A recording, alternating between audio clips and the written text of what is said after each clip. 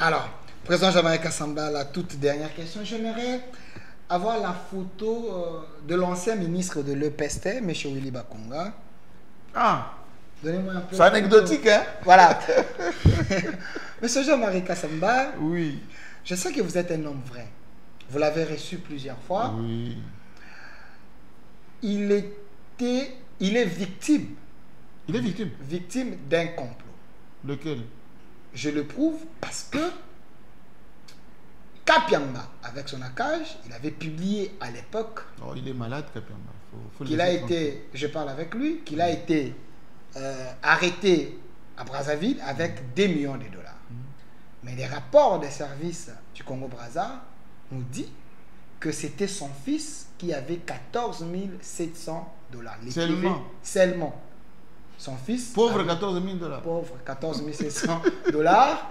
Il ne peut même pas acheter une voiture avec ça. Selon la loi, on ne pouvait pas traverser avec plus de 10 000. C'est son fils, parce qu'il était avec son fils, voilà pourquoi il a été. Mais beaucoup traversent avec des millions ici. Voilà. Alors, mais aujourd'hui, c'est prouvé qu'il était pour rien. Il était le premier ministre avec la gratuité sous le régime Tshisekedi. Lors de son mandat, 7 millions d'élèves, ils ont retrouvé le chemin de l'école. Bakonga a trouvé les enseignants non payés. Il a fait payer à l'État, ses enseignants, 100 000 enseignants et 55 000 nouvelles unités sous son règne. C'est quoi votre question? Mais ma question est de savoir. Il a été reçu par M. Eberand. Il dit il faut un gouvernement des vertébrés. Les gens qui s'y connaissent, qui peuvent aider les chefs de l'État à trouver la solution au problème. Pensez-vous que face à son expertise, pas sa couleur, à son expertise, Bakonga, c'est quelqu'un qu'on peut utiliser? Vous savez qu'il y a une vidéo qui est virale sur Internet avec Bakonga, où il dit chez moi, en face de moi, que moi je suis kabyliste. Je les resterai. Les jours où j'arrête d'être kabyliste, ma vie politique s'arrête. Hein, je lui pose la question. Vous lui posez la question. Il est quoi maintenant? Pourquoi il veut continuer la vie politique? Parce qu'il n'est plus kabyliste. Dans la vie, je vous ai dit tout au début de notre émission, il faut avoir de la conviction.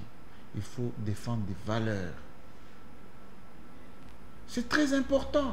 Est-ce mauvais de travailler avec Tshisekedi pour aider des Je n'ai pas dit que c'est mauvais, monsieur. J'ai dit ceci. C'est ce qui tue cette société. Le manque de repères, le manque de valeurs, le manque de conviction. Félix Tshisekedi est victime de ça aujourd'hui. C'est ce que vous avez vu avec le Nicolas Kazadi, les Jacqueline Gobila. Ils vont continuer comme ça. Alors qu'il a encore l'impérium du pouvoir. Mais le jour où il n'aura plus l'effectivité du pouvoir, combien vont le renier? Et pour quel résultat? La réponse à votre question est face au résultat. Pas l'homme, face au résultat, face à ses compétences. Ce qu'il a à faire pendant son premier mandat. Je vous ai cité ici. Est-ce que vous savez qu'il a été à ce poste-là grâce à Joseph Kabila en tant que ministre?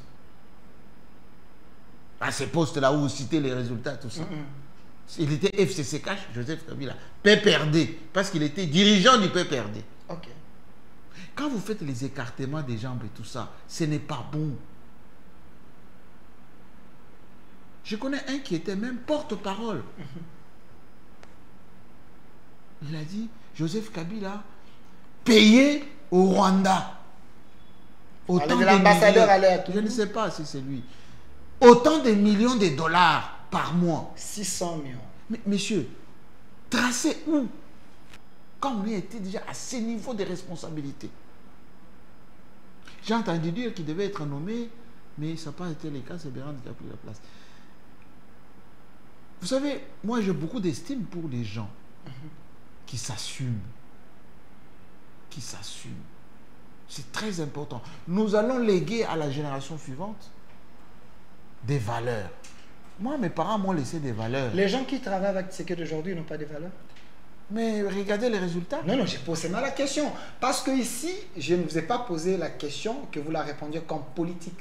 Je vous ai posé suis la pas question politique, là. parce que Je suis scientifique. le Congo a besoin de ses dignes fils, les gens qui peuvent apporter un plus. Vous savez, quelle que soit la couleur, écoutez, quelle que soit la je couleur, vous pose la question. est-ce au sein du FCC, PPRD, les gens qui peuvent être prêts à aider les chefs de l'État, est-ce qu'ils peuvent les faire ou pas? C'est ça la question, face aux résultats. Je vais vous répondre en disant que j'enseigne à mes étudiants que parmi les critériums qui sous-tendent la nomination de quelqu'un, il y a deux choses. Premièrement, il y a la compétence. Bakonga est compétent. La compétence est relative. Hein. Je vous ai montré les J'ai résultats. dit c'est relatif. Je vous ai prouvé les résultats. Deux, Ok. il y a ce qu'on appelle les qualités intrinsèques ou la capacité de s'adapter en milieu du travail. Le président de la République nomme quelqu'un, c'est sur base de beaucoup de critères, pas seulement la compétence. La loyauté. Il est loyal. Il n'a jamais rejoint la rébellion. C'était un ancien Maï-Maï. Jusqu'à aujourd'hui, malgré tous les coups, il reste loyal. Je vous ai donné un exemple ici. Vous êtes nommé dans un gouvernement dans les comptes du PPRD, FCC. Vous dites dans une émission, la mienne, pas chez quelqu'un d'autre, je suis capitaliste. Je le reste. Si jamais je quitte, ma vie politique s'arrête. Un de ces 4 matins, on va faire autre chose. Monsieur Jean-Marie Kassamba, je comprends pourquoi Willy Bakonga a été combattu par Célé Alagouni et les gens du PPRD. Pourquoi combattu? Parce qu'il n'a jamais reçu l'argent de la gratuité. À l'époque, c'était ministre Yalagouli. Parce que le PPRD ne voulait pas que la gratuité de l'enseignement devienne une réalité. Voilà pourquoi Willy Bakonga il a été combattu. Tout simplement parce qu'il a voulu soutenir les chefs de l'État et défendre les Congo. Merci à vous. Qui a mis la gratuité dans la Constitution? Merci à vous, monsieur Jean-Marie Kassamba. Je vous pose la question. Quand on a commencé à appliquer la gratuité à Lubumbashi à Kinshasa, c'était sous qui? C'est Tshisekedi qui a appliqué la gratuité dans la République démocratique du Congo. Je vous pose la question. Mais vous avez la mémoire un peu courte. Hein? Les gens qui nous suivent vont lire.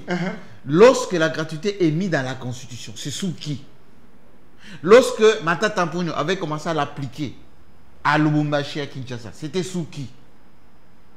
Arrêtez cette culture de c'est la première fois, la première fois. Ça n'existe pas la première fois. Vous devez être du bon côté de l'histoire.